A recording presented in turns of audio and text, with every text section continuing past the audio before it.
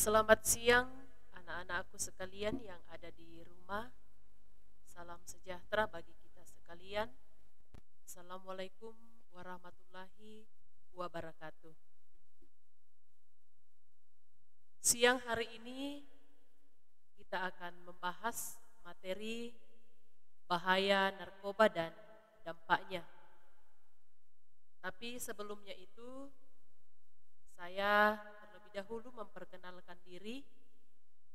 Nama Risa Kidang.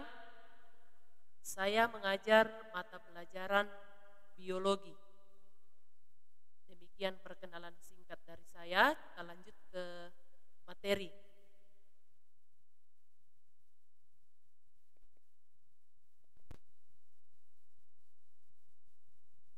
Hari ini kita akan membahas mengenai bahaya narkoba dan dampaknya.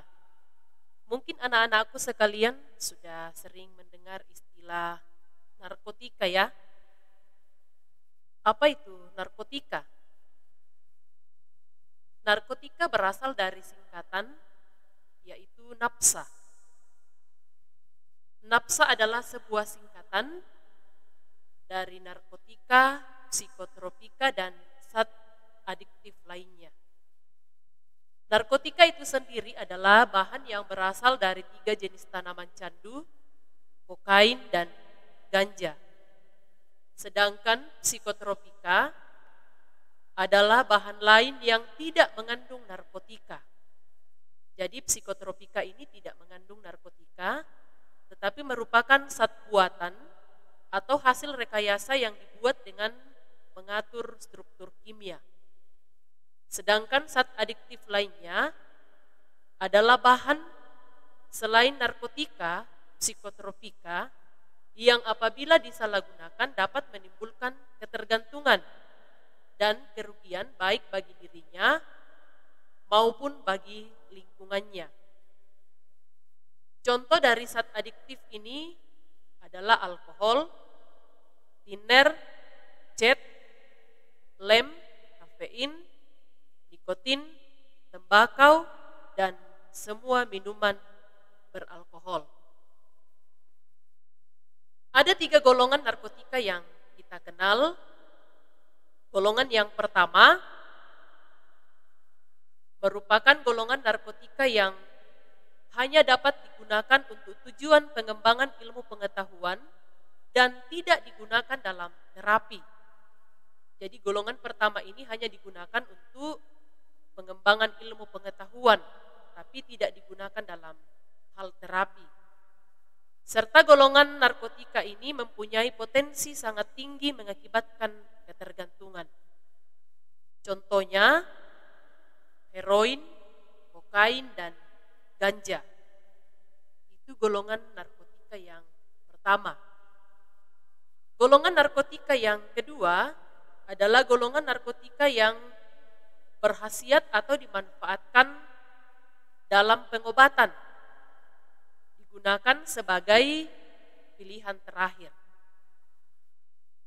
dan dapat pula digunakan dalam terapi atau untuk tujuan pengembangan ilmu pengetahuan serta mempunyai potensi tinggi mengakibatkan ketergantungan. Contoh golongan narkotika yang masuk dalam golongan kedua ini adalah morfin dan peditin. Kita bisa lihat pada tampilan di gambar morfin dan peditin. Kemudian golongan narkotika yang ketiga adalah golongan narkotika yang berfungsi sebagai pengobatan dan banyak digunakan dalam terapi atau digunakan untuk pengembangan ilmu pengetahuan serta mempunyai potensi yang ringan mengakibatkan ketergantungan. Contohnya adalah kodein. Kodein ini bentuknya seperti kapsul obat, jadi hati-hati. Bisa saja ini beredar di lingkungan kita. Jadi itu 3 golongan narkotika. Kita lanjut di contoh zat adiktif lainnya.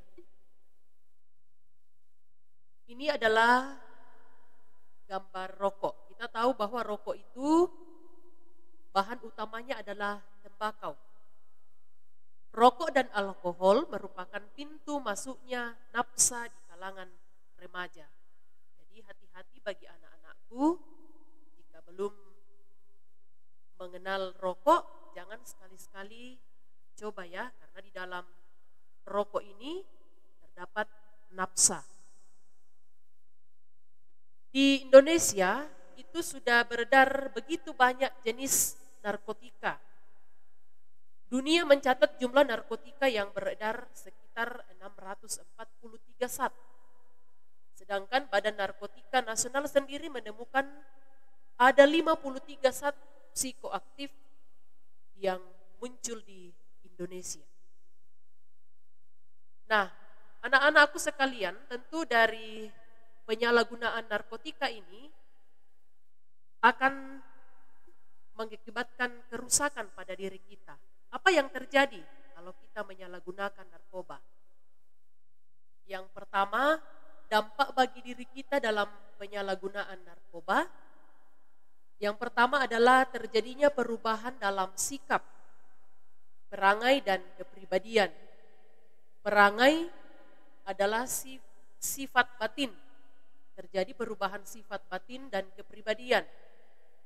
Dampak yang kedua, secara khusus bagi kita anak sekolah, jika sudah sering membolos, menurunnya kedisiplinan dan nilai-nilai pelajaran. Dampak yang ketiga, menjadi mudah tersinggung dan cepat marah. Emosionalnya tidak terkontrol ya. Kemudian dampak yang keempat, sering menguap, mengantuk, dan malas. Dampak yang kelima, tidak mempedulikan kesehatan diri. Dan yang terakhir, suka mencuri untuk membeli narkoba. Karena sudah ketergantungan, maka harus ada. Nah, kalau sudah tidak ada lagi uang yang akan digunakan untuk mendapatkan narkoba, jalan satu-satunya yaitu mencuri.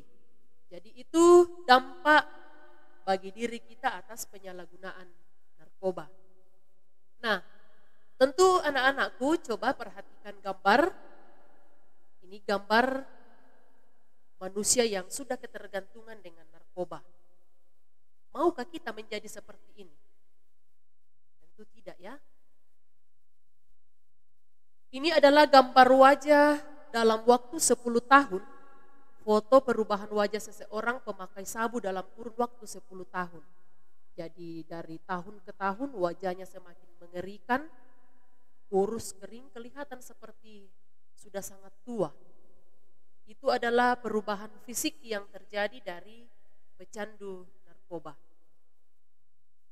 Bagaimana cara narkoba masuk ke Indonesia? Kita tahu bahwa di negara kita ini tadi Badan Narkotika Nasional sudah mencatat sekian banyak jenis narkotika yang masuk di negara kita. Bagaimana caranya masuk? Itu melalui modus operandi. Modus operandi ini adalah cara yang dilakukan oleh kriminal untuk memperluas kejahatannya. Kalau di dunia narkoba, salah satu modus operandi yang digunakan yaitu sabu dimasukkan di dalam tas wanita untuk siap diedarkan. Ini sering terjadi di kota-kota besar. Kemudian modus operandi yang berikut dimasukkan di dalam rambut. Ada juga yang dimasukkan di dalam tubuh, dalam pakaian. Kemudian juga dimasukkan di dalam makanan-makanan ringan. Kita tahu sekarang bahwa sudah banyak makanan-makanan ringan yang mengandung banyak narkoba. Jadi itu beberapa cara masuknya narkoba di negara kita. Nah, tentu dari penyalahgunaan narkoba ini ada sanksi atau ada hukumannya. Ada pasal yang mengatur. Pasal 111 itu mengatur tentang penyalahgunaan narkoba bagi yang memelihara narkotika dalam bentuk tanaman. Kemudian pasal 112 itu pasal yang mengatur tentang penyalahgunaan narkoba bagi yang memiliki narkotika dalam bentuk bukan tanaman. Kemudian pasal 114 itu mengatur tentang penyalahgunaan narkoba bagi tersangka yang kedapatan mengedarkan narkotika. Dan pasal 127 itu mengatur tentang penyalahgunaan narkotika yang menyalahgunakan. Jadi mulai dari yang menanam, memelihara tanaman narkotika, yang menyimpan narkoba, yang mengedarkan, yang memakai, itu beda-beda pasal yang mengatur, tentu juga beda-beda sanksinya. Itulah materi yang saya bawakan siang hari ini mengenai bahaya narkoba dan dampaknya.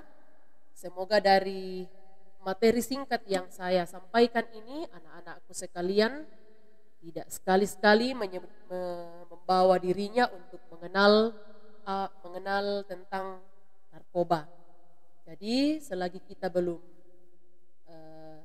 mengenal atau menggunakan narkoba, saya mohon anak-anakku sekalian jangan sekali-sekali terjerumus ke dunia narkoba. Sekian materi dari saya, semoga bermanfaat bagi kita sekalian. Selamat siang, Tuhan memberkati.